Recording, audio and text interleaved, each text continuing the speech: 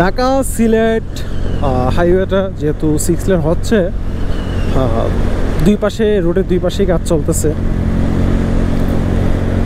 রোডের দুই পাশেই কাজ চলতেছে, চলমান আছে।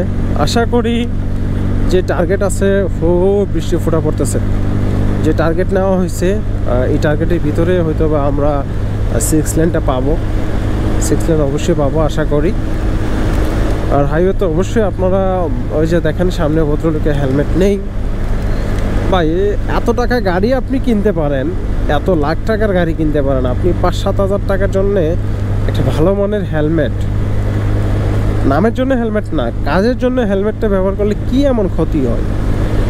এই যে দেখেন হেলমেট ছাড়া কিন্তু ওনারা বাউলি তো দিতেছে রে ভাই।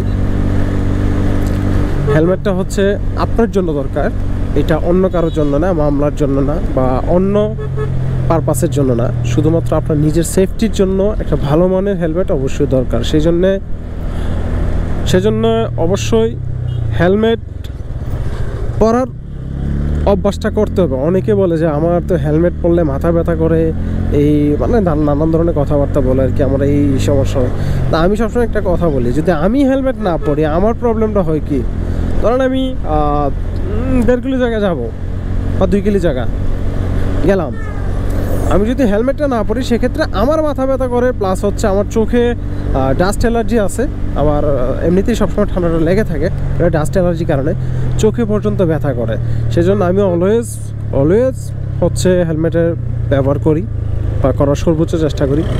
ইনকেস মাঝে মধ্যে যদি ধরেন একদম কাছে দাঁড়ায়, যে মনে থাকে না, প্লাস হচ্ছে খুব কাছে আমি যাব, সেক্ষেত্রে হয়তো অনেক সময় আমি হেলমেটটা নেই না, কিন্তু ধরেন 98%ই হচ্ছে আমি হেলমেট ব্যবহার করি।